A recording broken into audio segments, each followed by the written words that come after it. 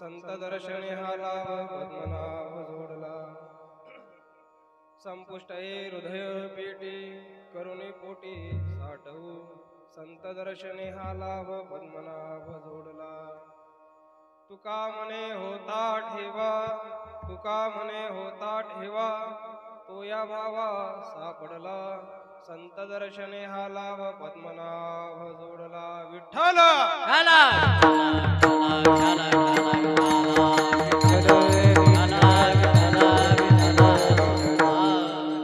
महायोग पीठे तटे भीमरत्यां वरं पुंडलीकाय दातुं मुनीन्द्रियं समागत्यदिष्टं तमानन्दकन्दं परब्रह्मलिङ्गं भजे पांडुरंगा करू प्रथम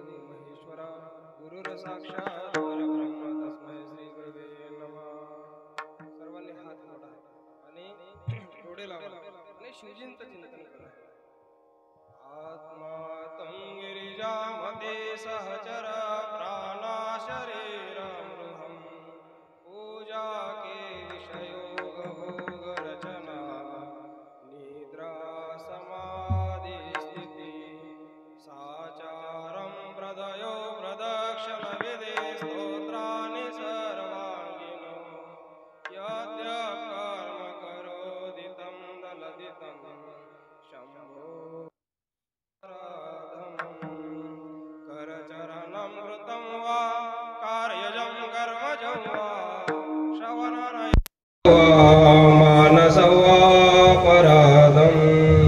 वीतम वीतम वा सर्वमेघ क्षमस्व जय जय करुणादेव श्री महादेव शंभो जय जय करुणादेव श्री महादेव शंभो विठ्ठला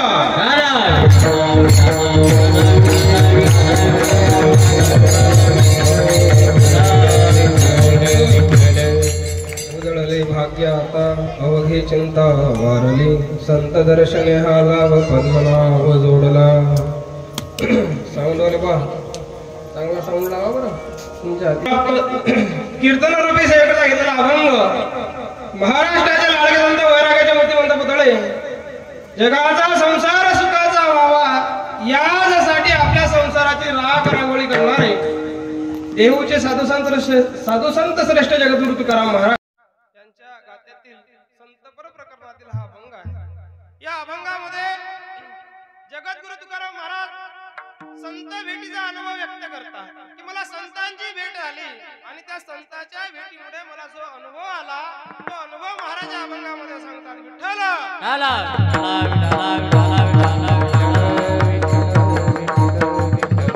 अभंगावर येण्यापूर्वी व्याकरण असं सांगते वक्त्याने परिहार दिला पाहिजे है की नाही. पण परिहार कोणाला द्यावा लागतो? परिहार आम्हाला परिहार द्यावा लागतो. संत आणि देव यांना परिहार देण्याची गरज नाही कारण विश्वी विश्वंभर परिहाराची न लगे. संत आणि देव हे त्रिकाल ज्ञानी असतात त्यामुळे त्यांना परिहार देण्याची गरज नाही. पण जे कार्य वर्तमान दिसते त्या कार्याच्या कारणाविषयी वक्त्याने बोललं पाहिजे. हा वेदांताचा सिद्धांत आहे. म्हणून काय कार्य दिसते बा है की नाही. आपल्याला काहीतरी फळ प्राप्त व्हावं याकरता आपण काहीतरी काम करत असतो है की नाही. प्रत्येक जीवाला फळाची अपेक्षा आहे त्याकरता तो काय करत असते तर कोणतंही काम करत असते. मग परमार्थही करायचं म्हटलं तर फळ मिळण्याकरताच करतो बरोबर आहे की नाही. म्हणून एक लोटा जल महादेवाला आपण अर्पण करतो काहीतरी मिटलं पाहिजे याकरता.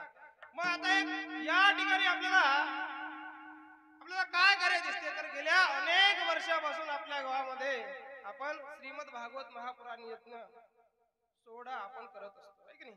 याला तुम्हाला सांगतो महोत्सव म्हणता येणार नाही, याला उत्सव म्हणता येणार नाही, याला काय म्हणायचा यज्ञ म्हणायचा. यज्ञ हा यज्ञ आहे की नाही.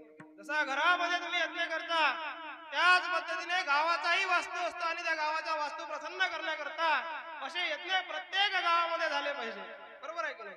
म्हणून याला यज्ञ म्हटलं पाहिजे. आता तुम्हाला सांगतो यज्ञ घरामध्ये याच्याकरता केले जातात की यज्ञ याच्याकरता केले जातात की घरामध्ये जे काही निगेटिव्ह एनर्जी आहे ती निगेटिव्ह एनर्जी किंवा दलिंद्री जी आहे ती दलिंद्री समाप्त झाली पाहिजे याकरता आपण घरामध्ये यज्ञ करत असतो. म्हणून गावामध्ये देखील काही दलिंद्री असते किंवा काही निगेटिव्ह एनर्जी गावामध्ये आपल्या वास्तूमध्ये गावाच्या वास्तूमध्ये वास करत असते म्हणून ती देखील जडाली पाहिजे. त्याकरता भागवत महापुराण यज्ञ करावा लागतो है की नाही. मग आता तुम्ही म्हणाल महाराज हा भागवत महायज्ञ करत असताना आम्ही करू पण याची फलश्रुती काय बरोबर आहे की नाही. कारण की काहीतरी फळ भेटल्याशिवाय कोणी येत नाही. काही काम करते का? बिलकुल नाही. कोणीच काही करत नाही. फळ पाहिजे. मग या यज्ञाचं तुम्हाला फळ सांगतो. पण त्याआधी हा जो यज्ञ करत असताना या यज्ञामध्ये प्रत्येकाने आहुत्या टाकल्या पाहिजे. पण आहुत्या टाकण्याची पद्धत वेगळी आहे. जसं घरामध्ये तुम्ही काड्या तिळाच्या आणि तुपाच्या आहुत्या टाकता त्या पद्धतीच्या आहुत्या या ठिकाणी टाकाव्या लागत नाही तर फार वेगळ्या आहुत्या टाकाव्या लागतात. त्या म्हणजे ज्या माणसाची आर्थिक परिस्थिती चांगली आहे त्याने आर्थिक स्वरूपाची मदत या सप्त्याला केली पाहिजे बरोबर आहे की नाही. तुम्ही जर व्याजाने पैसे वाटत असाल तर त्या व्याजाचा अर्धा हिस्सा या सप्त्यामध्ये टाकला पाहिजे बरोबर आहे की नाही. एखादा गरीब आहे आणि त्या गरीबाने त्याच्याकडून जर का सप्त्यामध्ये आर्थिक मदत करता येत नसली तर त्याने श्रमदान केलं पाहिजे. मग श्रमदान कशाचं तर या ठिकाणी चट्टा टाकण्याचं काम केलं पाहिजे, झाडझूड करण्याचं काम केलं पाहिजे है की नाही. मंडप सजवण्याचं काम केलं पाहिजे, मंडप टाकण्याचं काम केलं पाहिजे. हे देखील आहुती आहे. जर तुम्ही अशा आहुत्या या यज्ञामध्ये टाकल्या तर काय फळ प्राप्त होते तर ते भागवत महात्म्यामध्ये सांगितलेलं आहे. हे मानवा पापकृतस्तु सर्वदा सदा दुराचारता विमार्ग क्रोधाग्नि दग्धा कुटिलाष्टकामिन सप्ताह यज्ञेने कले पुनंते. या श्लोकामध्ये सांगितलं बा याचं फळ काय. काय सांगितलं आहे का. हे मानवा सदा पाप कृतस्तु सर्वदा. सदा पाप करणारा का मनुष्य असेल आणि त्याने फक्त घरी राहून चिंतन जरी केलं की आज मला श्रीमद भागवत कथा श्रवण करण्याकरता जायचं. त्याच्या चिंतनाच्या प्रभावामुळे काय होईल तर त्याचं जेवढं काही पाप आहे तेवढं सर्व पाप नष्ट झाल्याशिवाय राहणार नाही. एवढं फळ सत्यामध्ये आहे. एवढं फळ भागवतामध्ये आहे की नाही. पुढे चालून सांगितलंय क्रोधाग्नी दग्धा कुटिलाष्टकामिन. किती का क्रोधी असो, किती का कामी असो, किती का कुटिल असो, आहे की नाही.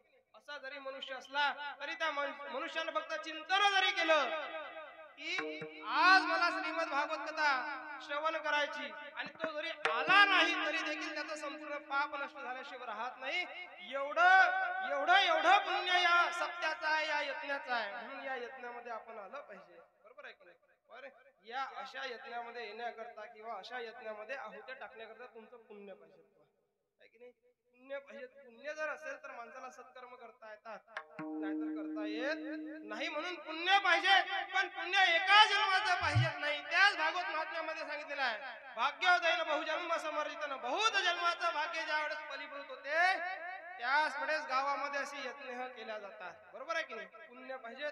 तुम्हाला जर असं वाटलं आपल्या मुलांचं चांगलं झालं पाहिजे तर त्याच्या मागे आई वडिलांचं पुण्य पाहिजे आहे की नाही. अरे दशरथ राजाचं पुण्य होतं. कोटी पुण्य दशरथाने केलं म्हणून त्याच्या पोटी प्रभू श्रीराम जन्माला आले. बरोबर आहे की नाही. दशरथ राजाचं पुण्य होतं.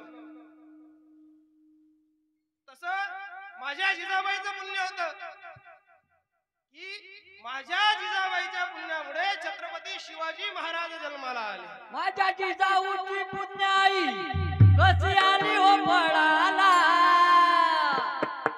तो बापाचा बाप राजा शिवबा.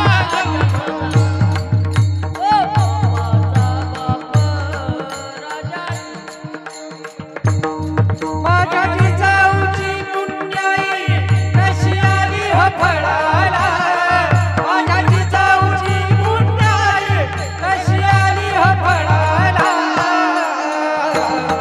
तो बापाचा बाप बाप शिवबा जन्माला. तो बापाचा बाप बाप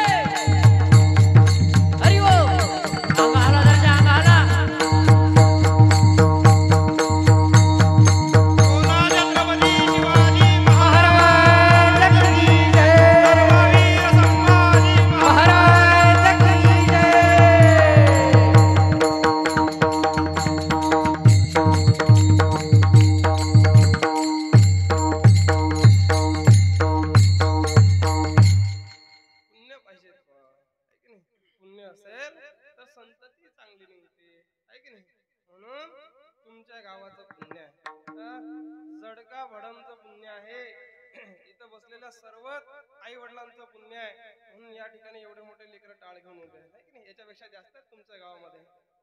अरे पोरं, है की नाही? मांडक्यामध्ये तुमचा नंबर काढायला होता की नाही? नंबर काढला मी मांडक्यात, मागच्या वर्षी काढला आणि त्याच्या मागच्या वर्षी काढला. परीक्षेत म्हणून मी होतो का तुमच्याजवळ, है की नाही? तर आज पोरं कमी दिसून राहिले, बाहेर गावले गेले. बरोबर आहे. प्रत्येक गोष्टीचा माणसाला फळ पाहिजे, मग ते फळ या यज्ञाचं फळ हे लेकर आहे की नाही? हे लेकर आहे. आणि या गावामध्ये तरुण मुली देखील टाळ घेऊन उभे राहतात. बरोबर आहे की नाही? मुली आहेत, काही मुलं आहेत, जवळपास 100 ते 125 मुलं टाळकरी आहेत तुमच्या गावामध्ये. पक्वादादक गावातलेच आहेत नाही का? कुठल्या मग वरणा. अरे हा, वरण्याचे आहेत. त्याची चिरंजीवात राजा विसरलो मी. विष्णू तेच म्हटलं, फुटपुरी भेट झाली ती आपली. तेव्हा त्याने परिचय दिला नाही ना, आपल्याला तो आठवलं नाही, आहे की नाही? असो, पण हे जे काही तुम्हाला दिसते की नाही, हे या यज्ञाचंच फळ आहे. म्हणून अशी यज्ञ माणसानं नेहमी गावामध्ये पार पाडले पाहिजे. तुमचं गाव फार चांगलं आहे, फार पुण्यवान आहे की नाही? गावामध्ये भव्य दिव्य मंदिर आहे. पण मला असं वाटते, माझ्या हिशोबानं मला असं वाटते, गावामध्ये महादेवाचं मंदिराची जरा कमतरता वाटून राहिली, आहे की नाही? आता हनुमंतराय असे विराजमान आहेत की बाबा, त्याचं नाव ते, आहे की नाही? पण गावामध्ये फक्त मला आता शिवजीच नाही दिसून राहिले. शिवजी गरीब नाही राहिले बाबा, आता सर्व श्रीमंत देवता शिवजी आहे की नाही? म्हणून तुमच्या गावातला शिवजी मोठा श्रीमंत दिसला पाहिजे, असं तुम्ही कार्य केलं पाहिजे. विठ्ठल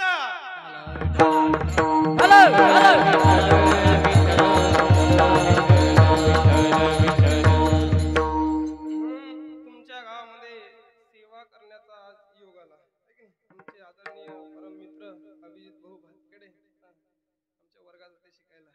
त्यांचा फोन आला आणि त्यांचे मित्र ज्ञानुभव तेव्हापासून कॉन्टॅक्ट मध्ये राहिले आणि त्यांनी तारीख घेतली, आहे की नाही? म्हणून हा या ठिकाणी तुमच्या गावामध्ये येण्याचा योग आला. म्हणून माझं देखील पुण्य, म्हणून उजळले भाग्य आता ही चिंता वारली. विठ्ठल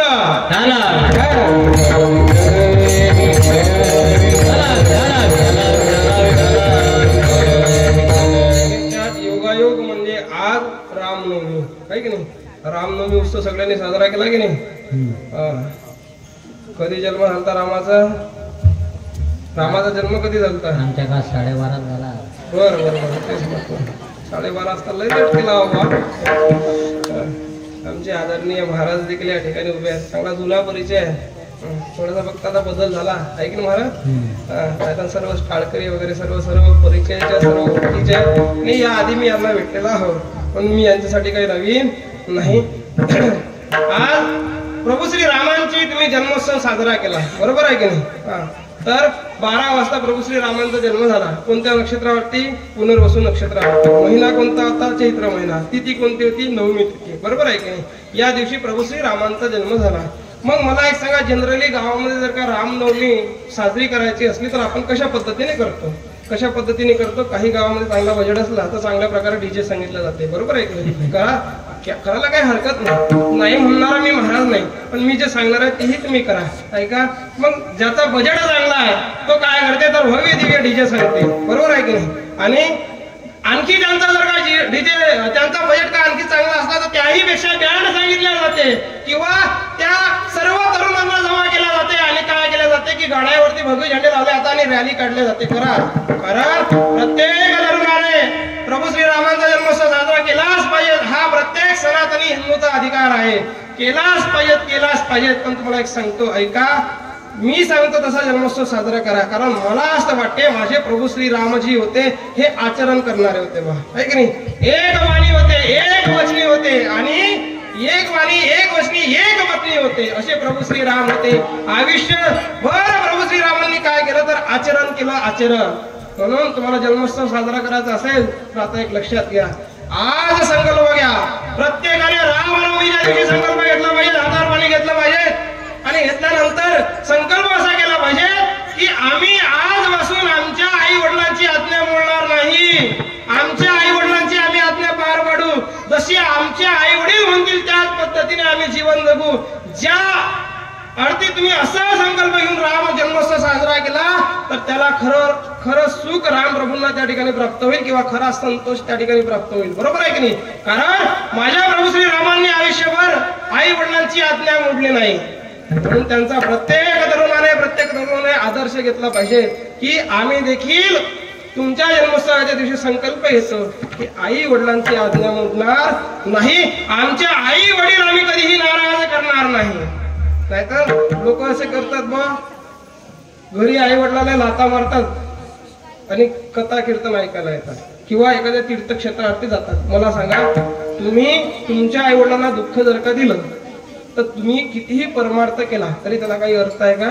काहीच नाही. तो बगड्यासारखा परमार्थ होते, बगड्यासारखा परमार्थ. कसा?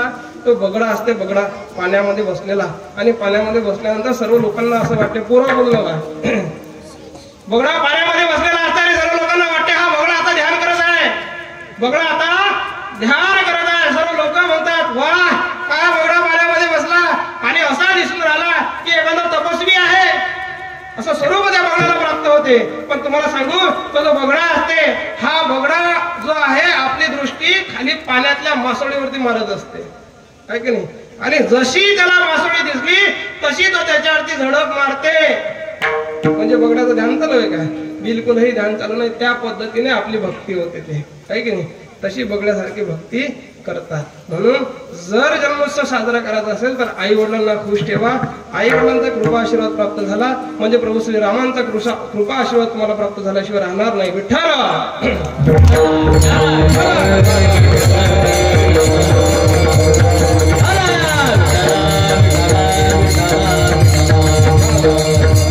जन्मोत्सव साजरा केला तर प्रत्येकाचं भाग्य उजडल्याशिवाय राहणार नाही. कारण भाग्य उजळवाच लागते. जर तुम्ही भाग्य उजळवलं नाही तर तुम्ही चिंतेमध्येच जाणार, आहे की नाही?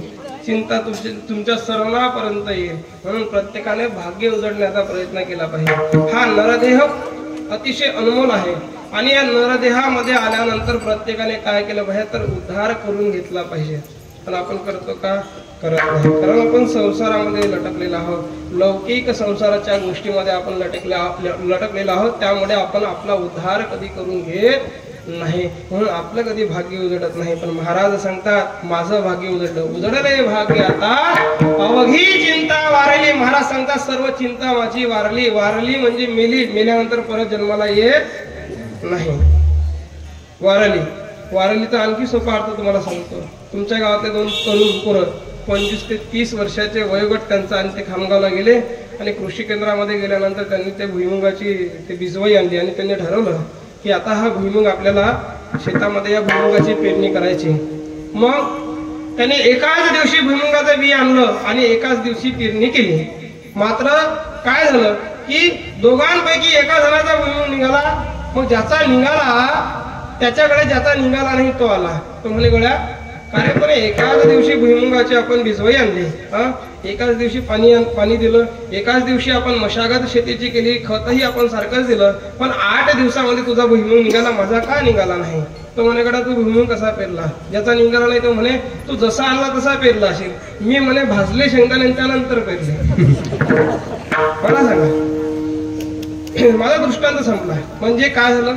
वारली. परत जन्माला येणार का? परत जन्माला येणार नाही. म्हणून महाराज सांगतात अवघी चिंता वारली. पण मला एक सांगा, महाराजांच्या ठिकाणी कशाची चिंता होती? बरं जाऊ द्या, तुमची आमची कशाची चिंता असते? वाढावे संतान, गृही व्हावे धनधान्य, ल्यावे खावे बरे असावे सदैव, हेची हाव करी संसारिक जीवाची एकच हाव असते की आम्हाला चांगल्या प्रकारचे कपडे घालायला भेटले पाहिजेत, काम न करता आमच्याकडे पैसा आला पाहिजेत, आमचे लेकरं अभ्यास न करता सरकारी नोकरीवरती लागले पाहिजेत आणि त्यांचं चांगल्या घरातली आपल्याला सून प्राप्त झाली पाहिजेत, चांगला हुंडा प्राप्त झाला पाहिजेत. अशीच हाव असते ना प्रत्येकाची अशीच हाव असते, आहे की नाही?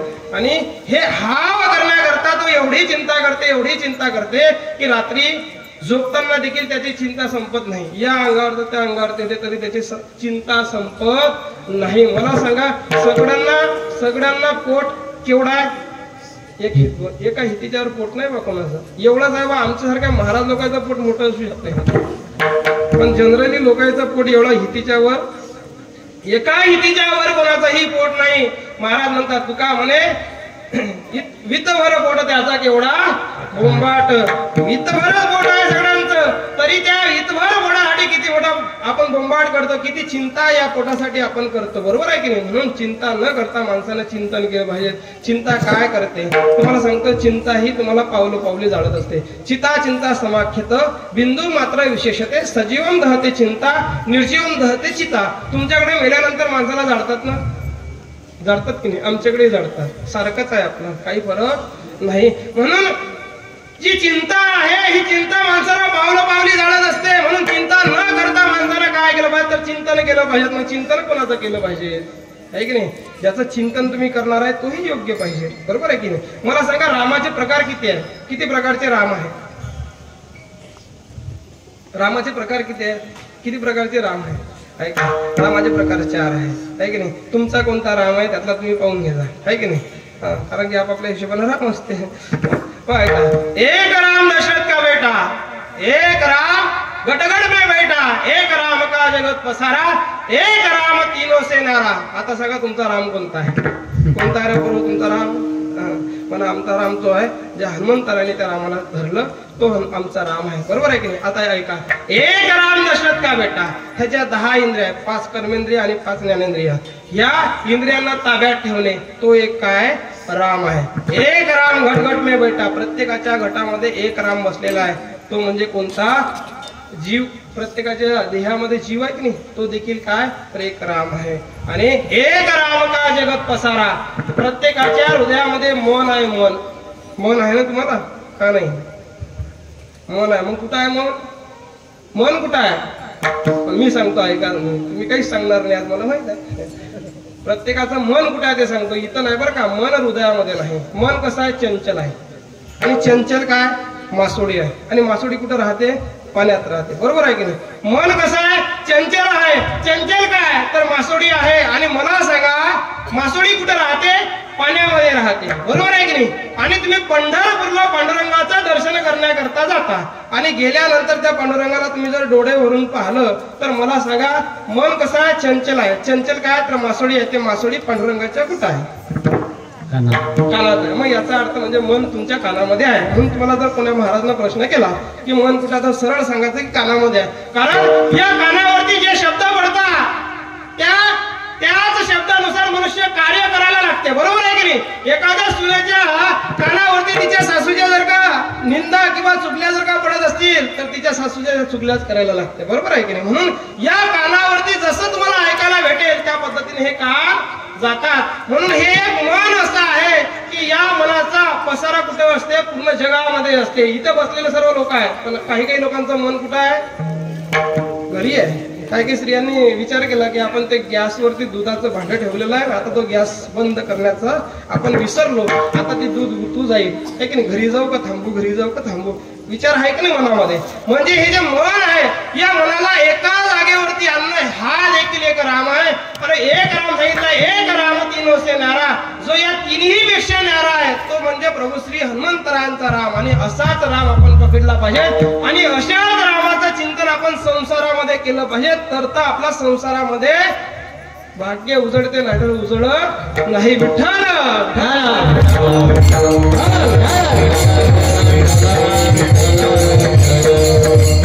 तुम्हाला सांगतो तुमची चिंता इकडे जाऊ द्या. जगद्गुरु तुकाराम महाराज चिंता आपण पाहणारच आहोत, म्हणून त्यांची चिंता देखील आपण काय करू थोडीशी बाजूला ठेवू. मी तुम्हाला चिंता सांगतो. चिंता ती चिंता आहे काय? ती जी चिंता होती ती सर्वात मोठी चिंता होती या महाराष्ट्राला पडलेली.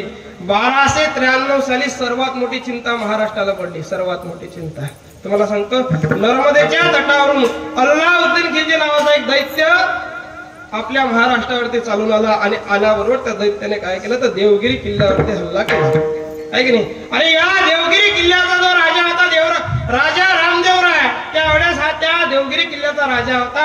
आणि त्याला ही खबर माहित पडली की हा अल्लाउद्दीन खिलजी आपल्या या देवगिरी किल्ल्यावरती चालून येत आहे. ज्यावेळेस अल्लाउद्दीन खिलजी देवगिरी किल्ल्यावरती चालून आला त्यावेळेस त्याच्यासोबत किती सैन्य होतं? फक्त अवघं 8000 सैन्य. त्या 8000 सैन्याच्या 32,000 घोड्याच्या टापा टप टप टप टप करत कुठं आला तर त्या देवगिरी किल्ल्यावरती आल्या. आणि त्या अल्लाउद्दीन खिलजीने असं सर्व इकडे पसारा केला की त्याने सांगितलं, सर्व इकडे माहिती पसरवली की त्या देवगिरी किल्ल्यावरचा जो राजा आहे त्या राजा रामदेवरायाला सांगा की अल्लाउद्दीन खिलजी 1 लाख सैन्य घेऊन आला, अशी अफवा पसरवण्यात आली. सर्व इकडे अफवा पसरली.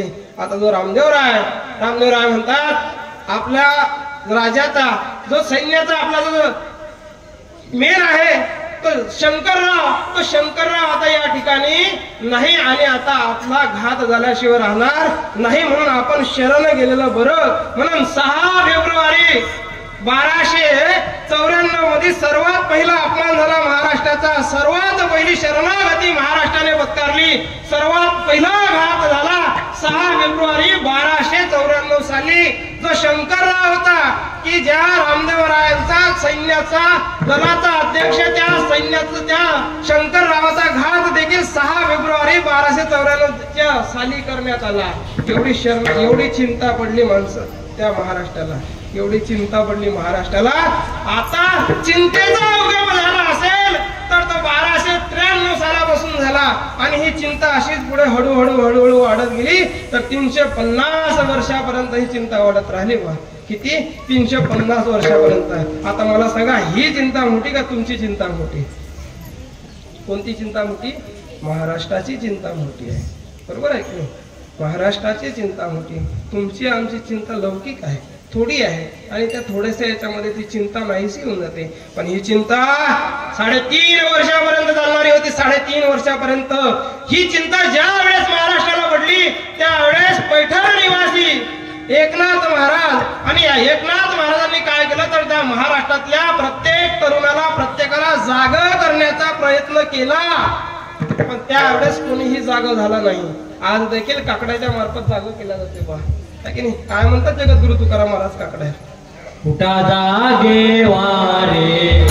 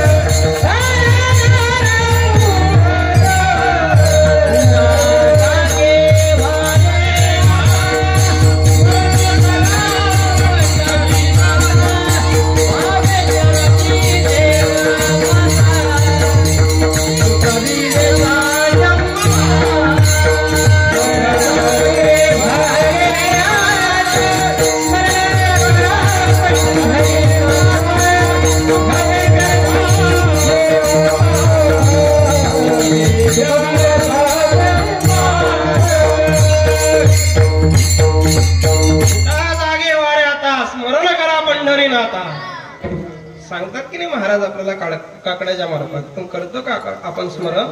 करतो का? नाही करत. का करत नाही? कारण आजही आपण झोपलेला आहोत, आहे की नाही? आणि जे लोक झोपलेले आहेत ते लोक कोणाच्या कुळातले आहेत? कुंभकर्णाच्या कुळातले आहेत. म्हणून लोक काही उठत नाही. विठ्ठल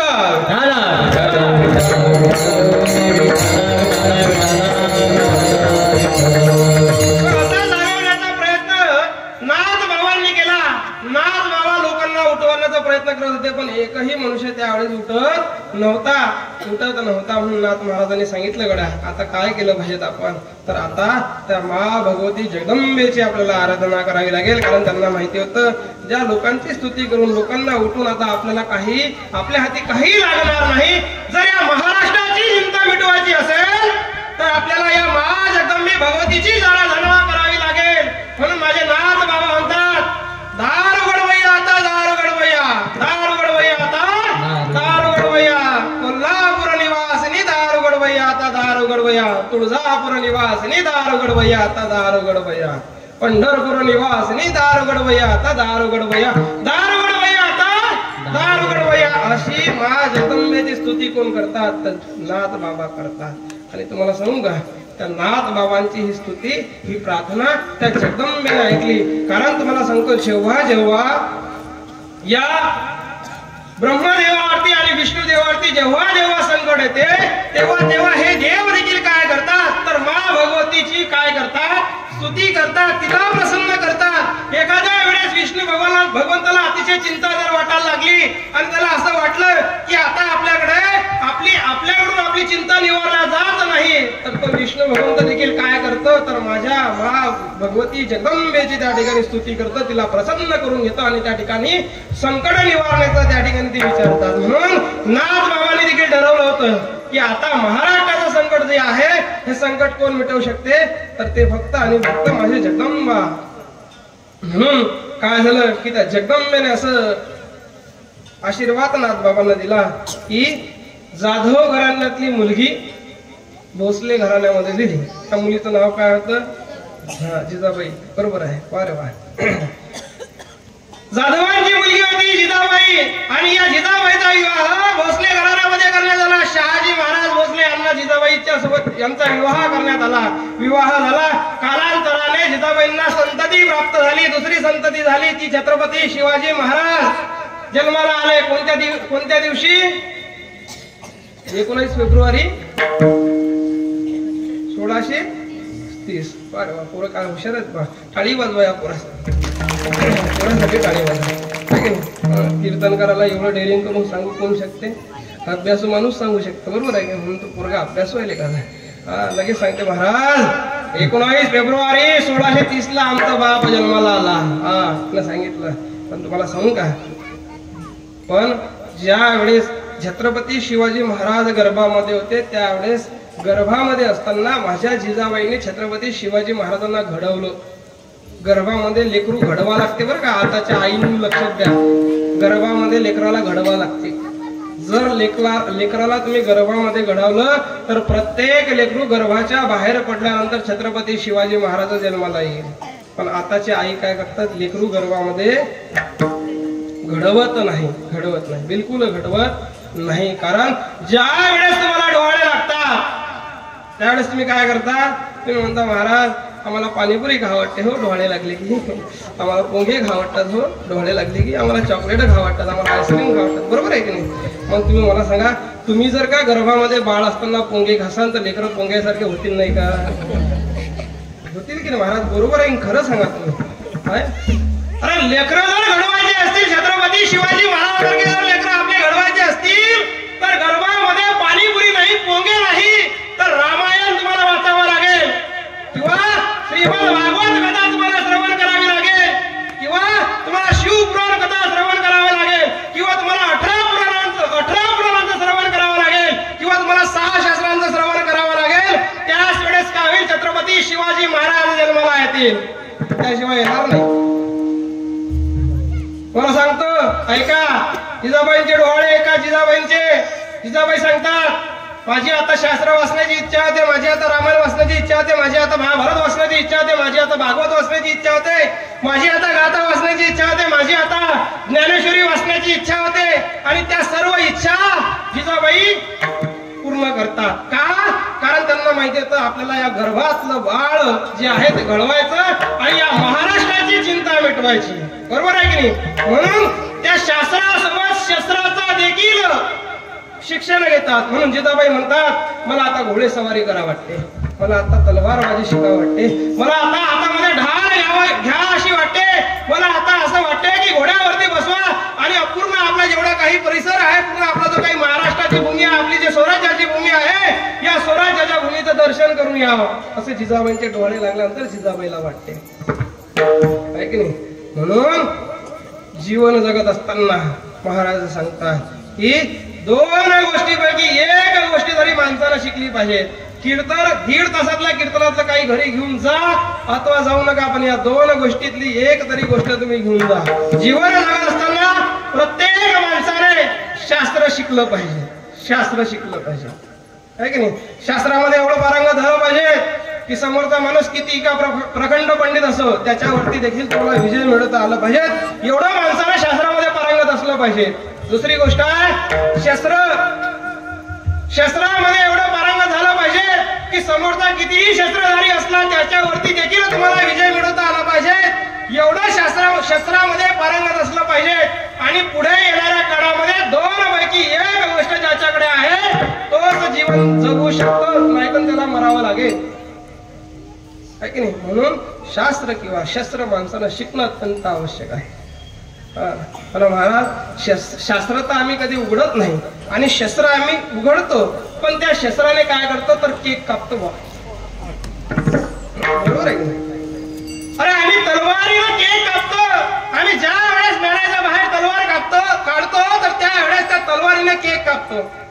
कशा पण शिवाजी राजे कळणार का? बिलकुल नाही. अरे लेका, ज्या तलवारीला म्यानाच्या बाहेर काढायच्या आधी माझे महाराणा प्रताप तिचं स्वतःच्या रक्ताने औक्षवण करायचे. माझे छत्रपती शिवाजी महाराज म्यानाच्या बाहेर तलवार काढायच्या आधी तिचं औक्षवण करायचे स्वतःच्या रक्ताने. आणि तुम्ही लेखा त्यांना खुशाल त्या अंड्याचा केक कापता लेखो. काय भेटीन रे बा स्वराज्यान, काय चिंता मिटणार आहे? तुम्ही हसू नका बा, पुढे एवढी चिंता येणार आहे की नाही, एवढी चिंता येणार आहे पुढे की तुम्ही आजच्या कीर्तन करायचे शब्द लक्षात ठेवा. महाराष्ट्राला जशी 350 वर्ष चिंतेमध्ये महाराष्ट्र होता, स्वराज्य होता. अरे बरं झालं छत्रपती शिवाजी महाराज जन्माला आले, नाहीतर ती चिंता आजपर्यंत चालली असती, आहे की नाही. तुमची आमची चिंता मिटलीच नसती. आता पुढेही असाच काळ येणार आहे. म्हणून ज्या जिजाबाईला वाटते की आपल्या उदरी छत्रपती शिवाजी महाराज आले पाहिजे, त्या प्रत्येक स्त्रीने गर्भावरती संस्कार टाकले पाहिजे. लोक प्रश्न करतात म्हणे महाराज आम्ही आमचे लेकरं मोठे झाल्यानंतर त्यांना संस्कार देऊ. पण तुम्हाला सांगा, ज्या वेळेस या गर्भाच्या बाहेर ते लेकरू येईल त्याच्यावरती संस्कार करणं शक्यच नाही. त्याच्यावरती तुम्ही संस्कार करू शकत नाही. मुलावरती संस्कार करायचे असेल तर तुम्हाला गर्भावरती संस्कार करावे लागतात. त्याच वेळेस त्या गर्भातलं जे बाळ आहे ते बनले जाते, नाहीतर बनत नाही. विठ्ठल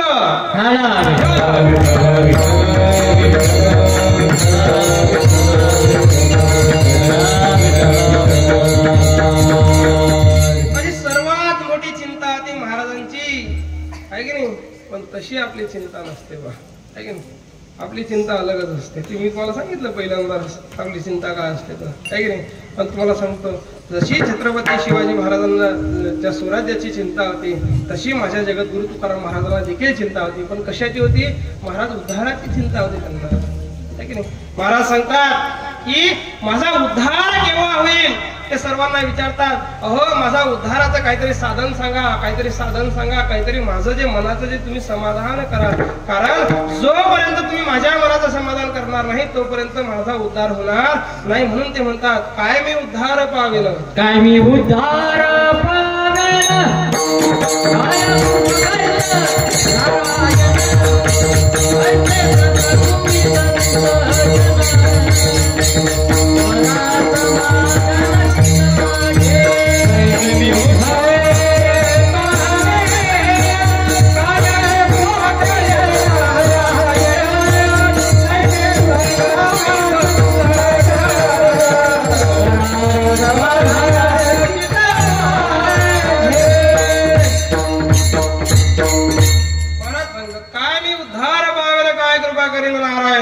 ऐसे तुम्ही सांगा संत जन, करा समाधान चित्ता माझे, माझ्या चित्ताचं समाधान करा. माझा उद्धार केव्हा होईल, आहे की नाही. ही चिंता माझ्या जगद्गुरु तुकाराम महाराजांना होती. पण तुम्हाला अशी चिंता आहे का? ना आपल्याला उद्धाराची चिंता, ना आपल्याला स्वराज्याची चिंता. आपल्याला फक्त पोटाचीच चिंता आहे की नाही. आणि आपल्याला फक्त चिंता कशी आहे तर आपल्या पिंट्याची, त्याच्याशिवाय दुसरी चिंता आपल्याला कोणतीच नाही. म्हणून जर तुम्हाला या दोनपैकी एक जरी चिंता वाटली ना तर तुम्हाला परमगती प्राप्त झाल्याशिवाय राहणार नाही. पण तुम्हाला सांगतो या दोन गोष्टी पैकी एक जरी चिंता वाटण्यासाठी माणसाला साधना करावी लागते. जो मनुष्य साधना करतो, साध्य ठरवतो जीवनाचं, तोच मनुष्य काय करू शकतो तर अशी चिंता करू शकतो. किंवा तोच मनुष्य म्हणू शकतो की माझा उद्धार केव्हा होईल. माझ्या जगद्गुरु तुकाराम महाराजांच्या जीवनामध्ये साधना होते, आहे की नाही. म्हणून प्रत्येकाच्या जीवनामध्ये साधना पाहिजे. पहिली गोष्ट तर साध्य ठरवलं पाहिजे की आपला जन्म कशा करता झाला पाहिजे. प्रत्येकाच्या समोर साध्य पाहिजे. साध्य. एखादा लहान मुलगा आणि त्याला तुम्ही विचारा का रे बा मोठा झाल्यानंतर तू काय होशील तर तो पोरगा सांगते महाराज मी इंजिनियर होईल. मग त्याने ठरवलं की मला इंजिनियर व्हायचं. मग त्या पद्धतीने त्याच्या आई वडिलांना काय करावं लागेल, त्याला शिक्षण द्यावं लागेल. मग इंजिनियर करण्यासाठी त्याला 11वी 12वी सायन्सला घालावं लागेल. त्यानंतर 12वी झाल्यानंतर त्याला BE करता येईल. मग त्यानंतर 4 वर्षे BSc झाली. BE झाल्यानंतर तो मुलगा काय करेल, तर तो इंजिनियर बनेल. म्हणजे ही झाली साध्य ठरवणं आणि ही झालं साधना करणं. तसं प्रत्येक माणसाच्या जीवनामध्ये साध्य पाहिजे. मग मी असं एका जणाला विचारलं, बरोबर काय पाहिजे तुम्हाला, काऊन बोलायला तुम्ही इकडे बाहेर हे पुढच्या वर्षी मी पहिला नंबर काढणार आहे तुमचा.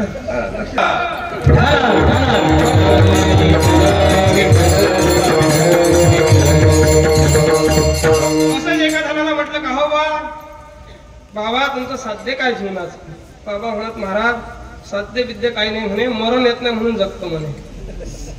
माझ्या जीवनात कुठं साध्य, पण असं जीवन माणसाचं पाहिजे नाही. जीवनामध्ये काहीतरी साध्य ठरवलं पाहिजे की नाही मला हे जीवनामध्ये प्राप्त करून घ्यायचं, मला ईश्वराची प्राप्ती करून घ्यायची, हे साध्य माणसाला ठेवलं पाहिजे. आणखी दुसरं काही तुम्हाला जे वाटेल ते साध्य तुम्ही मनामध्ये ठेवलं पाहिजे आणि त्या पद्धतीने साधना केली पाहिजे. आमच्या गुरुवर एक दृष्टांत सांगायचे बा, म्हणे एक भिकारी आहे म्हणे आणि तो भिकारी रेल्वे स्टेशनवरती गेला आणि विचार केला की आज आपल्याला कुठं भीक मागायला जायचं, तर मुंबईला जायचं. बरोबर आहे की नाही. आणि तो भिकारी बसला व नागपूरच्या ट्रेनमध्ये. नागपूरच्या ट्रेनमध्ये तो भिकारी बसला. जाणं कुठं होतं, मुंबईला. मग आता नागपूरच्या ट्रेनमध्ये बसल्यानंतर ट्रेनमध्ये काही लोक फार चांगले असतात. ते लोक विचारतात बाबा कुठं चालले. मग त्या भिकाऱ्यालाही लोकांनी विचारलं, म्हणे बाबा कुठं चालले. हा म्हणे कुठं नाही, मी चाललो म्हणे मुंबईला. तो म्हणे ही ट्रेन नागपूरला झाली, तुम्ही खाली उतरा दुसरी ट्रेन पकडा. आता हा एक शब्दही बोलला नाही. त्याच्या जवळून उठला, दुसऱ्याच्या जवळ जाऊन बसला. दुसऱ्यानेही प्रश्न केला, म्हणे बाबा कुठं चालले. तो म्हणे मला मुंबईला जायचं. तो माणूस म्हणे की तुम्ही खाली उतरा, ही ट्रेन नागपूरला चालली. तो म्हणे ठीक आहे बा. तो उतरला खाली आणि उतरल्यावर लगेच त्याने विचार केला नाही आता आपण दुसऱ्या डब्यात बसलं पाहिजे. तो दुसऱ्या डब्यामध्ये बसला. आता दुसऱ्या डब्यात गेल्यानंतर ज्या सीटावर बसला त्याच्या शेजारी जो बसलेला होता तो त्याला विचारते बाबा कुठं चालले. हा म्हणे मला मुंबईला जायचं. तो म्हणे ही ट्रेन नागपूरला चालली. तो म्हणे काय लावलं बाई म्हणे तुम्ही नागपूर मुंबई म्हणे चाललेले का म्हणे, मला काय एवढं हलकट समजता का बे म्हणे. अरे म्हणे मुंबईला जा नागपूरला जा म्हणे, जाऊन भीकच मागणार. ट्रेन मुंबईला जाओ अथवा नागपूरला जाओ, मला काय करणार, भीकच मागणार. म्हणून असं साध्यहीन जीवन माणसाचं नसलं पाहिजे. साध्य ठरवलं पाहिजे की आपल्याला नागपूरला जायचं भीक मागण्याकरता आणि त्याच ट्रेन मध्ये बसलं पाहिजे, आहे की नाही. म्हणून साध्यहीन माणसाचं जीवन नसलं पाहिजे. एकाला विचारलं, म्हटलं बाबा टोपी कशा करताय. म्हणजे महाराज डोक्यामध्ये घालण्याकरता. म्हटलं डोकं कशा करताय. म्हणजे टोपी घालण्याकरता. म्हटलं जगता कशा करता. म्हणे खाण्याकरता. म्हटलं खाता कशा करता. म्हणे काम करण्याकरता. काम कशा करता. म्हणे जगण्याकरता. म्हणजे काही अर्थ आहे का अशा जीवनाला, काहीच अर्थ नाही. म्हणून माणसाच्या जीवनामध्ये साध्य पाहिजे. म्हणून माझे जगद्गुरु तुकाराम महाराज सांगतात की मी माझ्या जीवनामध्ये साध्य ठरवलं आणि त्याच पद्धतीने मी साधना करायला लागलो, आहे की नाही. महाराज सांगतात मी साधना करत असताना एका गावामध्ये गेलो. तुमच्या जळक्यासारखं गाव होतं. महाराज सांगतात मी त्या गावामध्ये गेलो आणि गावामध्ये गेल्यानंतर त्या गावामध्ये एक मोठं घर होतं आणि त्या घराच्या समोर एक तुळशी वृंदावन होतं. त्या तुळशी वृंदावनाच्या जवळ मी जाऊन झोपलो. पहिल्यांदा मी बसलो, हरिपाठ घेतला आणि हरिपाठ झाल्यानंतर त्या ठिकाणी रात्र जास्त झाल्यामुळे मी त्याच वृंदावनाच्या जवळ जाऊन झोपलो आणि झोपल्यानंतर मला स्वप्न पडलं. प्रत्येकाला स्वप्न पडत असते, आहे की नाही महिला मंडळ. प्रत्येकाला स्वप्न पडत असते. महाराज सांगतात मला स्वप्न पडलं, पण स्वप्न जे होतं ते तुमच्या आमच्यासारखं होतं. महाराज सांगतात मला माझ्या स्वप्नामध्ये कोण आले, तर माझे गुरु आले, बाबाजी चैतन्य आले. आणि त्यांनी काय केलं, बाबाजी स्वप्नी येऊनही तू त्याला अनुग्रह दिला निजप्रीती, किंवा बाबाजी आपले सांगितले नाम मंत्र दिला राम कृष्ण हरी. मंत्र दिला राम कृष्ण हरी. मंत्र दिला राम कृष्ण हरी. मंत्र दिला राम कृष्ण हरी.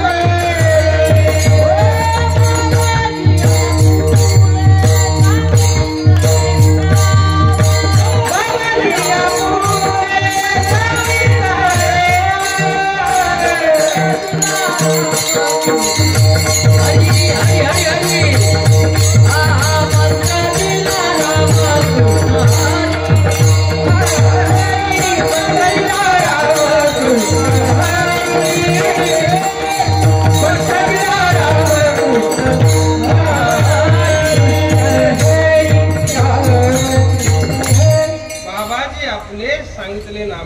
दिला रामकृष्ण हरी. जगद्गुरु तुकाराम महाराज सांगतात, माझे सद्गुरू मला स्वप्नामध्ये दर्शन देतात. त्यांचं नाव आहे बाबाजी चैतन्य. आणि ते मला सांगतात की बाबा हा रामकृष्ण हरी मंत्र घे आणि तू काय कर, आता साधना करायला लाग. महाराजांना एवढा आनंद झाला की त्या आनंदाच्या भरात महाराज अभंगाचं पहिलं चरण म्हणतात. उजळले भाग्याचा, उजळले भाग्याचा,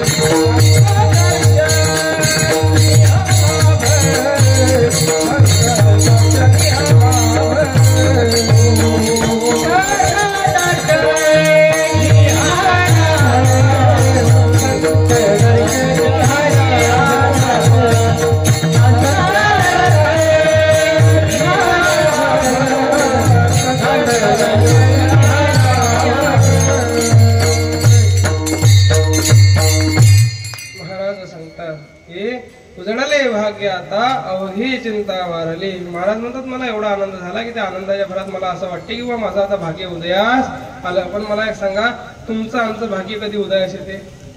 कधी उदयास येते? तुम्ही नका सांगा, मी सांगतो, ऐका. मुख्यतः 3 गोष्टी आहे. एक तर पहिली गोष्ट आहे द्रव्य. द्रव्य म्हणजे पैसा आहे की नाही. दुसरी गोष्ट आहे मुलगा. तिसरी गोष्ट आहे लग्न. आपण एक एक गोष्ट पाहू. आता पहा, द्रव्य. एखादा माणूस आणि त्याने ठरवलं की आता आपल्याला घर बांधायचं आणि घर बांधण्याकरता त्याने जर का पाया खणण्याची सुरुवात जर केली आणि पाया खणता त्याला एखादा सोन्याचा हंडा सापडला तर तो काय म्हणते, आज माझं भाग्य उदयास आलं. अवघी चिंता आता वारली, आता कायची चिंता नाही राहिली म्हणते, हंडा सापडला. पण ज्ञानोबा सांगतात, काय सांगतात, निधान जोडावया भाग्य घडेगा धनंजा परी जोडली भोगावया विपाय होय. की माऊली सांगतात की जर तो हंडा तुमच्या नशिबामध्ये असेल तर तो तुम्हाला भेटल्याशिवाय राहणार नाही. पण तो हंडा मिळवल्यानंतर देखील माणसाचं पुण्य पाहिजे. माणसाच्या नशिबात जर ते असलं तर ते तुम्हाला पचवता येते, नाहीतर पचवता येत नाही. म्हणून द्रव्य मिळणे म्हणजे भाग्याचा उदय नाही. दुसरा आहे मुलगा. एखाद्या माणसाला जर का लग्नानंतर, आता लग्नाला 20 वर्ष झाले, 25 वर्ष झाले आणि मुलगा होत नाही, मग तो काय करते, नवस करते. देवाला नवस करते की नाही. मरी मायला नवस करते, याला नवस करते, त्याला नवस करते. काही लोकांचे मासाचे नवस असतात. पण तुम्हाला सांगतो की नाही, या सनातन हिंदू धर्मामध्ये कोणत्याच देवाला मास चालत नाही.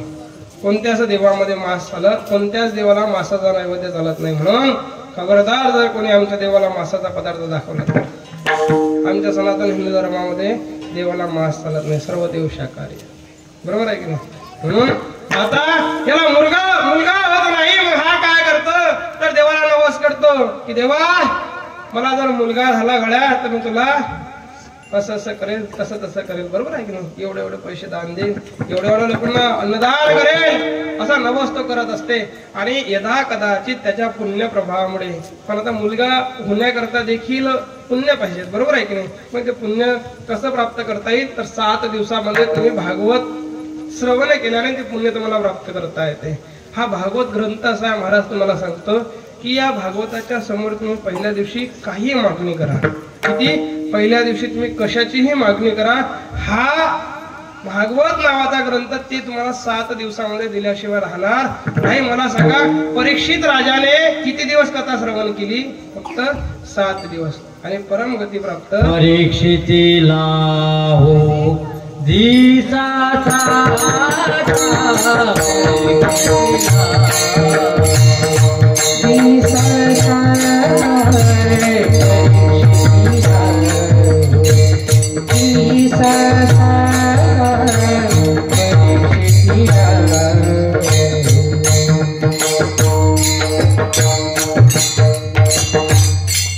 परीक्षित राजाला 7 दिवसामध्ये परमगती प्राप्त झाली, बरोबर आहे की नाही.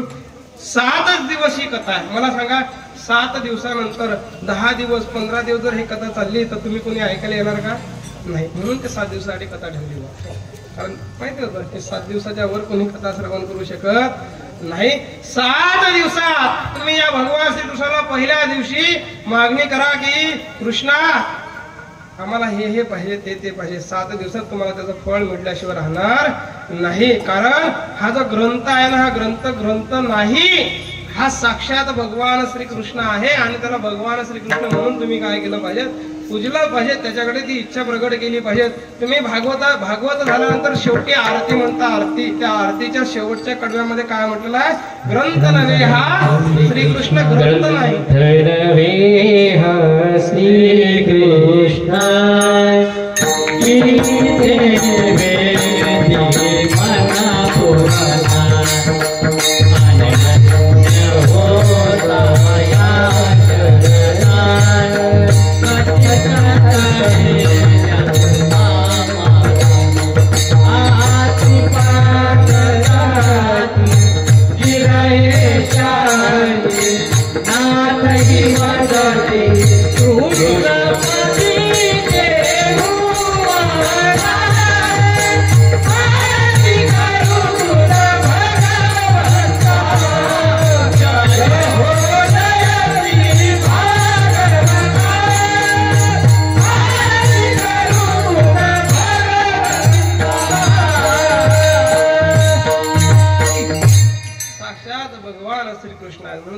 मागणी केली पाहिजे. जर तुम्ही या भगवान श्रीकृष्णांना वैराग्याची जर मागणी केली तर वैराग्य देखील प्राप्त होऊ शकते. चालू विषय निघाला म्हणून तुम्हाला सांगतो. संत मीराबाई आहेत आणि या संत मीराबाई अतिशय कृष्ण भक्त होत्या. पुढे ऐका, एक दिवस काय होते, संत मीराबाईची एक दासी असते आणि ती दासी शूद्र असते. आणि ती दासी जी आहे ती मीराबाईंना अत्यंत प्रिय असते. म्हणून मीराबाई काय करतात, तर त्या दासीला आपल्या नेहमी जवळ ठेवत असतात. मग योगायोगाने काय होते, त्या दासीचा एक मुलगा काय होते की त्या मीराबाईच्या त्या महलामध्ये येते आणि आल्यानंतर तो आपल्या आईला शोधत असते. पण त्याला त्याची आई दिसत नाही, त्याला मीराबाई दिसतात. आणि मीराबाई दिसल्याबरोबर तो मीराबाईला पाहतो आणि त्याच्या मनामध्ये विचार येतात की मीराबाई सारखी जर का मुलगी, मीराबाई सारखी जर का स्त्री आपल्याला जर का प्राप्त झाली असती, आपण जर का या मीराबाई सोबत विवाह केला तर आपला संसार किती थाटाने चालेल, असा विचार त्याच्या मनामध्ये येते. आणि तो हट्ट करायला लागतो की आता मीराबाई सोबतच विवाह करायचा आहे, आता मीराबाई सोबतच विवाह करायचा. घरी जाते आणि घरी गेल्यानंतर आपल्या आईला संध्याकाळी सांगते, आई मी त्या मीराबाईला बघितलं आणि माझी अशी इच्छा आहे की त्या मीराबाई सोबत मी विवाह केला पाहिजे. त्याची आई म्हणते, अरे मूर्खा, ज्या स्त्रीचं तू नाव घेत आहे म्हणे ती स्त्री कृष्णाची परम भक्ती करणारी आहे. कृष्णाशिवाय तिच्या चित्तामध्ये तिचा नवरा देखील नाही. आणि तिने काय केलं तर तिचा आपल्या अंतर्मनाने विवाह कृष्णासोबत लावला आणि बाह्य अंगाने आपल्या राजासोबत लावला. म्हणून लेका, अरे मूर्खा, तू असा विचार करू नको, चुकूनही तुझ्या मनामध्ये असा विचार येऊ देऊ नको. पण त्या मुलाने हट्ट धरला त्या मुलाने हट्ट धरला.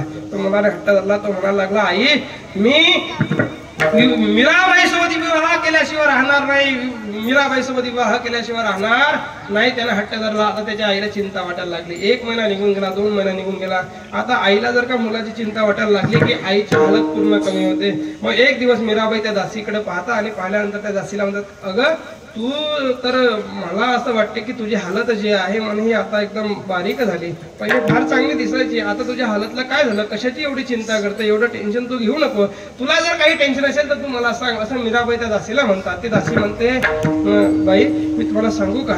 त्यावेळेस मीराबाई म्हणतात की सांगा. तुम्ही माझ्यावर रागवणार नाही ना? नाही, मी तुझ्यावर रागवणार नाही. तुम्ही मला या नोकरीवरून काढणार नाही ना? नाही, मी तुला या नोकरीवरून देखील काढणार नाही. पण अगं झालं तरी काय, तुला कशाची चिंता आहे ते तुम्हाला सांग. त्यावेळेस ती दासी सांगते की ऐका, माझा मुलगा आहे आणि माझा मुलगा मला एक दिवस त्याने म्हटलं की मला मीराबाई सारखी जर पत्नी मिळाली असती तर किती चांगलं झालं असतं. आणि त्याने असं ठरवलं की आता मी मीराबाई सोबत विवाह केल्याशिवाय राहणार नाही. मीराबाई सांगतात की दासी, उद्या तू येत असताना तू तुझ्या मुलाला सोबत घेऊन ये. दुसऱ्या दिवशी ती दासी आपल्या मुलाला सोबत घेऊन येते आणि आल्यानंतर मीराबाईची आणि त्या मुलाची भेट घालून देते.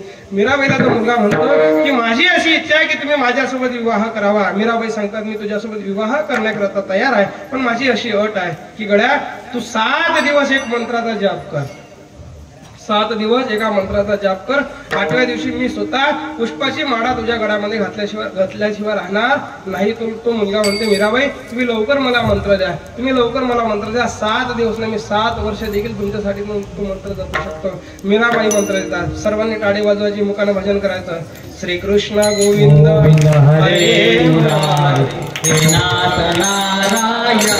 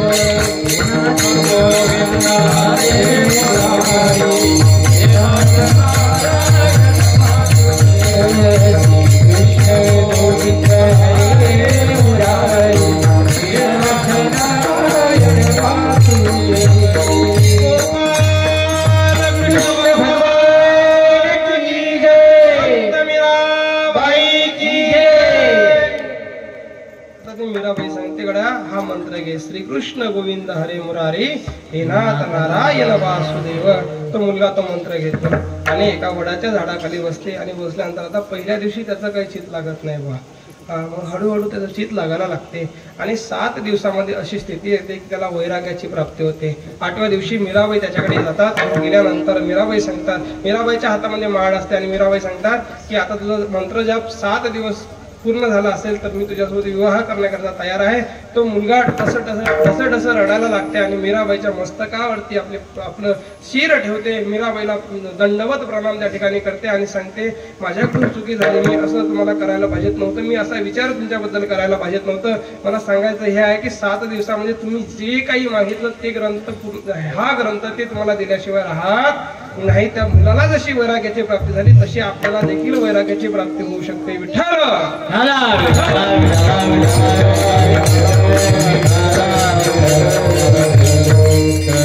मग यदा कदाचित त्याचं जर का पुण्य असलं आपल्या विषयावर आहे की नाही, लक्षात आहे ना. जर त्याचं जर का पुण्य असलं आणि योगायोगाने जर का त्याच्या पत्नीला गर्भधारणा राहिली आणि त्याला जर का मुलगा झाला तर तो काय म्हणते, आज माझं भाग्य उदयास आलं. पण मला सांगा, मुलगा होणे हे खरं भाग्य आहे का? तर बिलकुलही नाही. तिसरा मुद्दा आहे ते म्हणजे लग्न. एखाद्या मुलाचं वय झालं 35 वर्षाचं, आणखी वाढत गेला, त्याचं वय झालं 50 वर्षाचं. तो विचार करते, गड्या आपल्यासारखा दुर्भाग्यशाली कोणी नाही. आपल्या सर्व मित्रांचे लग्न झाले, आपण एकटाच राहिलो, आता आपल्याला का संन्यास घ्यायला लागते की काय, का बिना बायकोचं मरा लागते. तो असा विचार करायला लागते. आणि कालांतराने काय होते, योगायोगाने एक दिवस त्याचा संबंध पक्का होते. मग त्याला असं वाटतं गड्या आपल्यासारखा या जगामध्ये सुखी दुसरा कोणीच नाही. तो म्हणते हा स्वर्ग आता मला फक्त 2 बोटच उरला, एवढा आनंद त्या पुराला होते. कारण की त्याला बायको मिळाली. पण मला सांगा बायको हे खरं तर नाही काय? बिलकुलही नाही. आता लेको तुम्हाला सांगतो ह्या पुरी आहेत, ह्या पुरी आता लग्न करू देत नाही, कन्यादान करायचं काम ठेवून नाही राहिले आता पुरी. एवढ्या पुरीला लाजा सोडल्या होता की ते विचारूच नका तुम्ही. एवढं बेफान काम झालेलं आता पुरीच्या बाबतीत वावगे महाराज की लयच बेकार काम झालेलं आहे. तुम्हाला बुलढाणा जिल्ह्याची स्थिती सांगतो. बुलढाणा जिल्ह्याची तुम्हाला माहित आहे अथवा माहित नाही, पण या बुलढाणा जिल्ह्यामध्ये एक गंमत अशी घडली, एक विपरीत असं घडलं की 2025 ची सुरुवात झाली. 1 जानेवारी ते 31 जानेवारीच्या मधात 30 मुली पडून गेल्या. किती? 30 मुली पडून गेल्या. बुलढाणा जिल्ह्याचं वैभव आहे, सांगताना आपल्याला लाज वाटली पाहिजे. बरोबर आहे की नाही? हसण्याचा विषय नाही. एवढ्या मोठ्या मुली, अहो जवळचेच गाव आपल्या बुलढाणा, आपल्या खामगाव तालुक्याच्या जवळचे गाव कोण येते महाराज. मुलगी राजा आमच्या दोघांच्या मधात झोपली होती. राजा रात्री 2 वाजता गायब झाली. कुठं गेली काही पत्ता लागत नाही. यदा कदाचित जर का ती मुलगी सापडली, तिला जर का पोलीस स्टेशन मध्ये उभं केलं तर ती मुलगी म्हणते मी यांना ओळखत नाही. एवढ्या लाजा सोडल्या का पुरीलो? का पुरी हो? तर वाटली पाहिजे आपल्याला, काही थोडीफार तरी वाटली पाहिजे. मला हे म्हणायचं की तुम्ही मुलींचा आदर करा, त्यांचा लाड तुम्ही पुरवा. काही याच्यामध्ये कुठल्याही प्रकारची शंका नाही. देवा बागा डोंगरेजी महाराज आपल्या भागवतामध्ये सांगतात की ज्यांच्या घरामध्ये 3 मुली आहेत त्यांच्या पिढीमध्ये वाढ झाल्या, वृद्धी झाल्याशिवाय राहणार नाही, त्यांच्या पिढीमध्ये बदल झाल्याशिवाय राहणार नाही. ज्या घरात मुलगी आहे त्या घरामध्ये लक्ष्मी आणल्याशिवाय राहणार नाही. मुलगी घरामध्ये असणं अत्यंत शुभ आहे, पण त्या मुलीनं बापाला कन्यादान करू द्यावं. आता मुली कन्यादान करू देत नाही. कन्यादानासारखं दान दुसरं कोणतंच नाही जगाच्या पाठीवरती. म्हणून पोरीवर जरा लाजा ठेवा. मुलींचे लाड तुम्ही वागवा, तुम्ही लाड पुरवा, काही हरकत नाही. पण काय करायचं, मुलीला 50,000 रुपयाचा मोबाईल द्यायची, ते मुलगी तोंडाला बांधते, घरून निघते, बसमध्ये बसल्यानंतर खामगावला जाते, तोंडाला बांधते, मोबाईल काढते, कानाला लावते, कोणासोबत बोलते काय सांगता येत नाही. 1.5-2 तास तो मोबाईल काही निघत नाही. मायबाप इकडे वावरामध्ये कष्ट करतात, पोरगी तिकडे GS कॉलेजच्या गार्डन मध्ये फिरत असते कानाला मोबाईल लावून. शोभते का पुरी? आपल्याला हे बिलकुल शोभत नाही. मला असं वाटते तुम्हाला ही गोष्ट शोभत नाही. अरे जो बाप आहे ना, बाप, या बापाचा मान वाटला पाहिजे. बापाच्या डोक्यातली जी टोपी आहे ना ही ताट राहिली पाहिजे. असं कार्य तुम्ही केलं पाहिजे, है की नाही? असं कार्य तुम्ही केलं पाहिजे. पण तुम्ही ना एवढ्या लाजा सोडला की तुम्हाला बापाची कुठल्याही प्रकारची किंमत राहिलेली नाही, बिलकुल किंमत राहिली नाही. बाप असा आहे, प्रत्येक कीर्तनकार कीर्तनामध्ये आई सांगते. आई मी सांगतो बाप सांगा लेको. आता बाप सांगा. बापाचं प्रेम हे निष्काम आहे, निष्काम प्रेम आहे बापाचं. बाप आयुष्यभर आपल्या मुलीला लहानचं मोठं करत असते आणि त्या लहानचं मोठं करत असताना त्या मुलीला कोणतीही गोष्ट लागत तो तत्पर तिच्या समोर ते हजर केल्याशिवाय राहत नाही. पण त्या मुलीला बापाची कदर येत नाही. एवढं बेभान होऊ नका. ठीक आहे, अपमान करा तुम्ही, पण एवढा अपमान आई वडिलाचा करू नका. एवढा अपमान करू नका की ज्यांना असं वाटेल की आपण वांद राहिलेलं बरं असतं, आहे की नाही? म्हणून जरा आपण याची काळजी घेतली पाहिजे.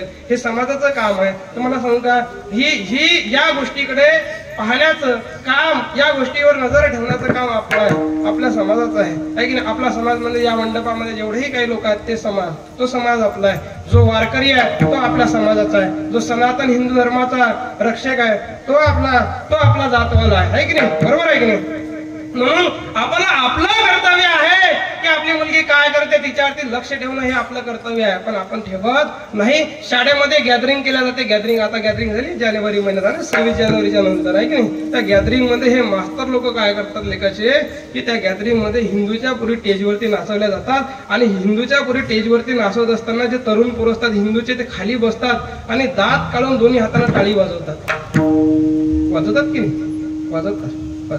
आपल्याला लाज वाटली पाहिजे गड्या की आपली मुलगी नाचते, ते ढुमके लावते आणि तुम्ही खालून टाळी वाजवतात. अरे छत्रपती शिवाजी महाराजांच्या स्वराज्यामध्ये अशा गोष्टी होत नव्हत्या. छत्रपती शिवाजी महाराज त्या मुलीला किंवा त्या एखाद्या स्त्रीला आपली मुलगी किंवा आपली बहीण म्हणून तिच्यासोबत ते संवाद करायचे, तिच्यासोबत ते बोलायचे, नेहमी त्या स्त्रियांचा ते आदर करायचे. म्हणून आपण देखील असंच केलं पाहिजे. सांगा शाळेमध्ये जाऊन त्या मास्तर लोकांना, अरे शाळेमध्ये तुम्ही भागवताचे पाठ घ्या, महाभारताचा विषय सांगा, रामायण सांगा, गीता सांगा, गाथा सांगा, ज्ञानेश्वरी सांगा, माझ्या संभाजी महाराजांची यशोगाथा शाळेमध्ये सांगा. तुम्ही 3 दिवस गॅदरिंग करता, रात्री पुरी नाचवता, त्या रात्रीच्या परेड मध्ये तुम्ही संभाजी महाराजांची यशोगाथा सांगा. प्रत्येक मुलगा छत्रपती संभाजी महाराज शिवाजी महाराज झाल्याशिवाय राहणार नाही, है की नाही? आणि मुली पडून जाणार नाही. विठ्ठल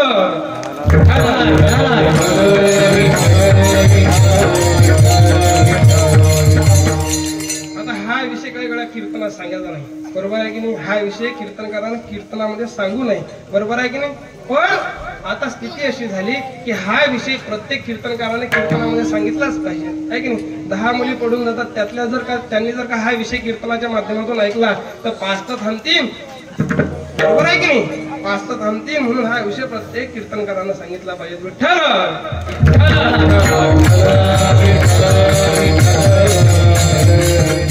लग्न होणं म्हणजे काही भाग्य नाही गड्या. लग्न होणं म्हणजे भाग्य नाही. मग भाग्य काय? भाग्याचा उदय तेही जोडी संत पाय. भाग्य म्हणजे काही धन नाही. भाग्य तरी नाही धनपुत्र द्वारा निकट वास बरा संतापाशी. संताच्या सानिध्यामध्ये जर तुम्ही गेले तर तुमचं खरं भाग्य उदयास आल्याशिवाय राहणार नाही, आहे की नाही? म्हणून जगद्गुरु तुकाराम महाराज म्हणतात, माझं जे भाग्य उदयास आलं तर ते कशामुळे? अभंगाच्या दुसऱ्या चरणामुळे. होती संताची भेट संत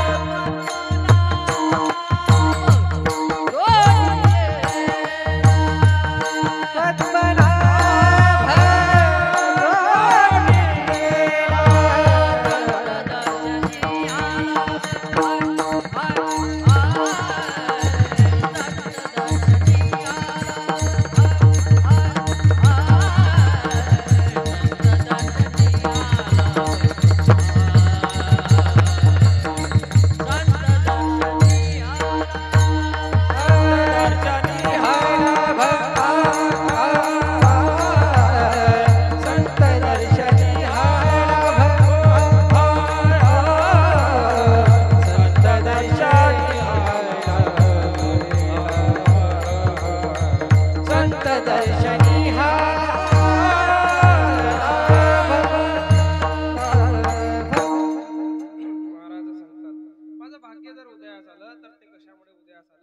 संत दर्शने हा लाभ पद्मनाभ जोडला.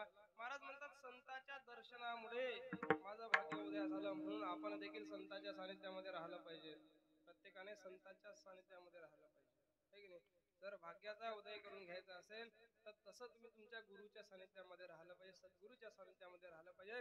पण तो गुरु देखील तसा पाहिजे, गुरु देखील तसा असला पाहिजे की तो आपलं भाग्य उजळू शकतो. पण कसा गुरु पाहिजे? तर गुरु कसा पाहिजे? तर स्कंद पुराणामध्ये गुरु गीता नावाचं स्तोत्र आहे. त्याच्यामध्ये 140 जवळपास श्लोक आहे आणि त्या 140 श्लोकामध्ये एक श्लोक आलेला आहे.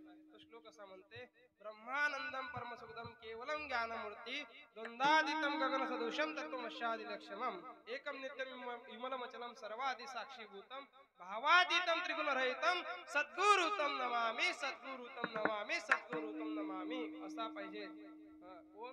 सद्गुरु. ब्रह्मानंदम परमसुखदम. ब्रह्मानंद म्हणजे ब्रह्माचं ज्ञान ज्याला आहे त्याला ब्राह्मण म्हटलेलं आहे. ब्राह्मण हा जातीनं नाही. ब्राह्मण कशाला म्हणतात? की ब्रह्म जाणेस ब्राह्मण, ज्याला ब्रह्मांडाचं ज्ञान आहे त्याला ब्राह्मण असं म्हटलेलं आहे. म्हणून ब्रह्माचं ज्ञान असणारा सद्गुरु पाहिजे. या विमल वचनामध्ये एकटाच तो असला पाहिजे आणि जर असा जर सद्गुरू तुम्हाला सापडला तर तुमचं देखील भाग्य उदयास आल्याशिवाय राहणार नाही. म्हणून जगद्गुरु तुकाराम महाराज सांगतात, माझं भाग्य जे उदयास आलं तर ते संतांच्या दर्शनामुळे उदयास आलं. म्हणून मला असं वाटते की हा संत रूपी ठेवा मला प्राप्त झाला. हा संत रूपी ठेवा अतिशय अनमोल आहे आणि त्यामुळे हा संत रूपी ठेवा मी आता कुठं ठेवतो तर अभंगाचं तिसरं चरण. संपुट हे हृदय पेटी संपुट हे हृदय पेटी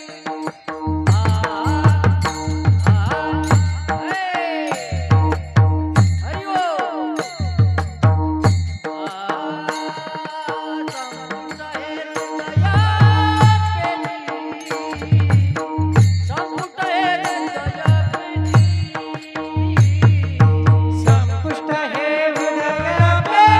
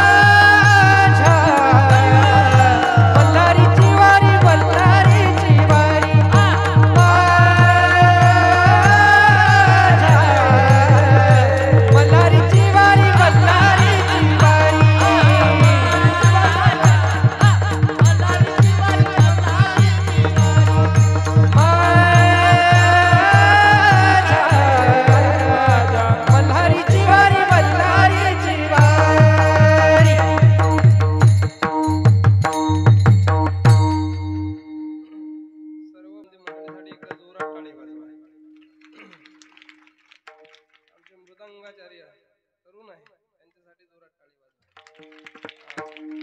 सगळ्यासाठी टाळी झाली. आता साऊंड वाल्या भावासाठी लावा. है का नाही? तुम्ही तुमच्यासाठी एक जरा वाजवा.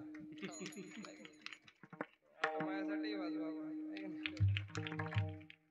तुमच्या गावामध्ये यायच्या आधी मी 5 तास कथा करून आलो. है की नाही? रोज डेली कथा होता. हे झाली की त्या वेळेस बसा, त्या झाले की त्या बसा. आवाज पूर्ण गेला. कीर्तनाला यायच्या आधी असं वाटलं की बोलता येते काय नाही येत. कारण की दिवसा कथा, रोज 5 तास कथा आणि रोज रात्री कीर्तन. तुम्ही म्हणाल महाराज तुमचा सीझन आहे आता. तुमचा आता सीझन आहे की नाही? प्रत्येकाला वाटेल सोपं नाही बरं. सोपं नाही. 5 तास कथा करून आणि परत गाडीला प्रवास, एकट्याला ड्रायव्हिंग करणं, आहे की नाही? आणि त्या ठिकाणी रोज रात्री 2 वाजता 1:30 वाजता घरी जाणं सोपं नाही. एक दिवस परवाच्या दिवशी महाराज तिकडे खानदेशमध्ये गेलो, जामनेर तिथं गेलो आणि तिकडून यायला 3 वाजले. त्या गावातल्या लोकांना 1 वाजता सोडलं. 1 वाजेपर्यंत गावातच ठेवलं. म्हणे महाराज थांबा, याचा घरी चहा झाला की त्याच्या घरी चहा.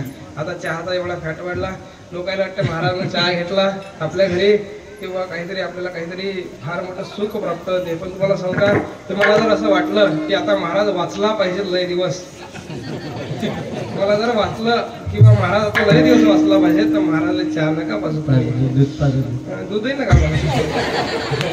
दूधही आता दूधही नका पाजू. तुम्ही काहीच नका करू.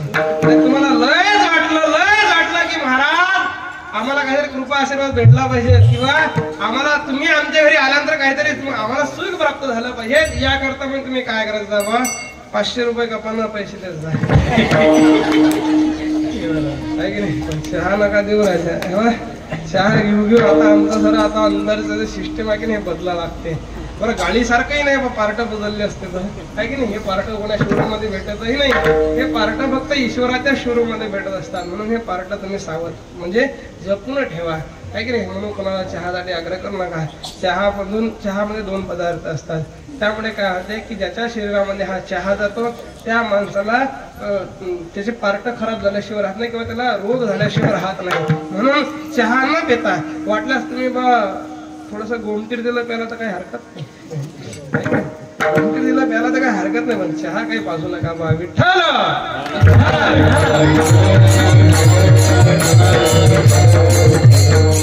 अवघ्या 10 मिनिटांमध्ये आपण थांबणार आहोत, आहे की नाही? बस झालं ना आता. अवघ्या 10 मिनिटांमध्ये आपण थांबणार आहोत. त्यासाठी आता एकदा सर्वांनी दोन्ही हातांनी टाळी वाजवायचं, मुखानं भजन करायचं. ज्यांना ज्यांना हात आहे त्यांची टाळी वाजलीच पाहिजे आणि वरती हात करून टाळी वाजवा अशी वाजव. अशा काही आपल्याला मारणार नाही, आपल्याला टाळी वाजवायची. कारण ईश्वराला जर बोलवायचं असेल तर वरच हात करावे लागतात. तुम्ही लहान लेकरू पाहिलं असेल घरात, त्या लहान लेकराची जर काही इच्छा असली की बाबा मला आता तुम्ही तुमच्या काकीमध्ये घ्या आणि मला बाहेर घेऊन जा, तर ते लेकरू काय करते, असे दोन्ही हात वर करते आणि ढायढाय करून रडायला लागते की नाही? त्या पद्धतीने तुम्हाला जर असं वाटत असेल ईश्वरानं आपल्याला काकेत घेतलं पाहिजे, ईश्वराने आपल्याला गड्यामध्ये घेतलं पाहिजे, तर ईश्वरासाठी तुम्ही वरती हात करून टाळी वाजवली पाहिजे. विठोबा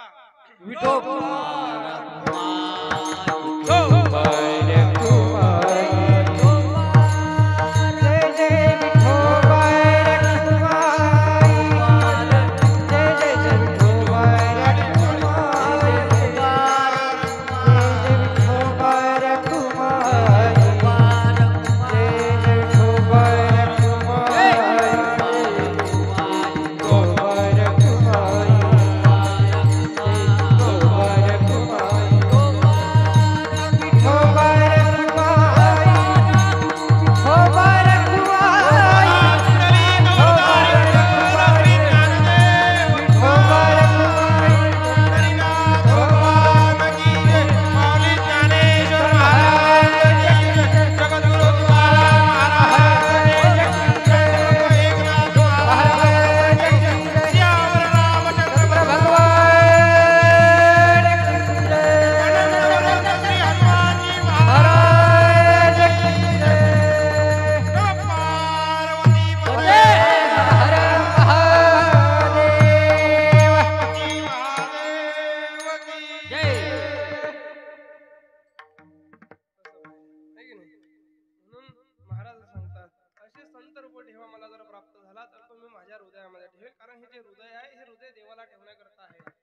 या हृदयाचा दर्जा फार मोठा आहे, हृदयाचा अधिकार फार मोठा आहे. या हृदयामध्ये फक्त तुम्ही देवाला साठवू शकता. पण तुमचा आमच्या हृदयाचा एवढा दर्जा हलकट झाला की या हृदयामध्ये आपण कोणालाही बसवतो. म्हणून आपल्या या हृदयाचा दर्जा तो कमी कमी होत जात आहे. म्हणून आपण आपल्या हृदयामध्ये ईश्वराला ठेवू शकत नाही. पण आपल्या हृदयाचा दरवाजा आपल्या हृदयाचा दर्जा एवढा वाढवा की त्याच्यामध्ये आपल्याला त्या प्रभू श्री रामांना साठवता आलं पाहिजे. बरोबर आहे की नाही? कारण हे हृदय फार अत्यंत आहे. पण मग याच्यामध्ये याचा दर्जा वाढवण्याकरता काय पाहिजे तर अष्टसात्विक भाव पाहिजे. आणखी काय पाहिजे तर तेच महाराज अभंगाच्या 4थ्या चरणात सांगतात. तुका म्हणे होता ठेवा, तुका म्हणे होता ठेवा, तुका म्हणे होता ठेवा, तुका म्हणे होता ठेवा, तुका म्हणे होता ठेवा, तुका म्हणे होता ठेवा, तुका म्हणे होता ठेवा, तुका म्हणे होता ठेवा, तुका म्हणे होता ठेवा, तुका म्हणे होता ठेवा.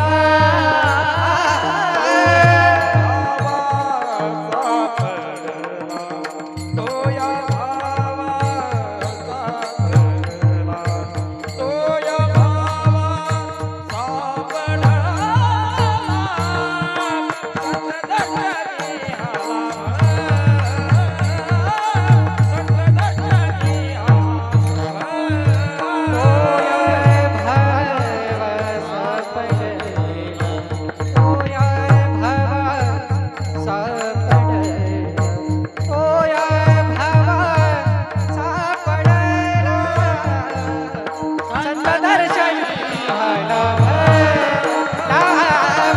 सतदशनी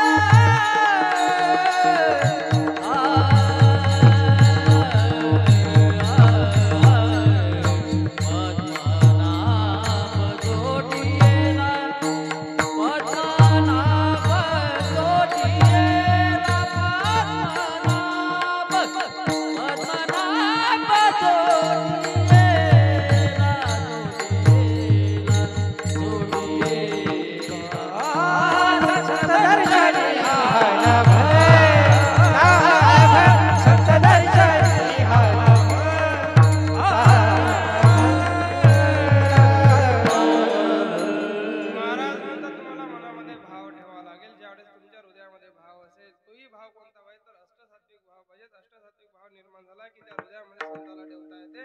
जर हृदयामध्ये संताला ठेवला तर आपलं भाग्य उजळल्याशिवाय राहत नाही. म्हणून अशा प्रकारे महाराज आपल्या संत भेटीचा अनुभव या अभंगाच्या द्वारे आपल्या समोर सादर करतात. आता ऐका, आजची झालेली कीर्तन रूपी सेवा तुमच्या गावचा ग्रामदैवत, इष्टदैवत, कुलदैवत, तुम्ही सर्व श्रोते, माय बंधुजन, माझे आई वडील आणि माझे सद्गुरू आणि आपल्या भागाचा वैभव समर्थ सद्गुरू श्री गजानन महाराज यांच्या चरणी आजची झालेली कीर्तन रूपी सेवा समर्पित करतो. आणि माझ्या वाणीला मी याच ठिकाणी विश्राम देतो. ज्ञानेश्वर ज्ञानेश्वर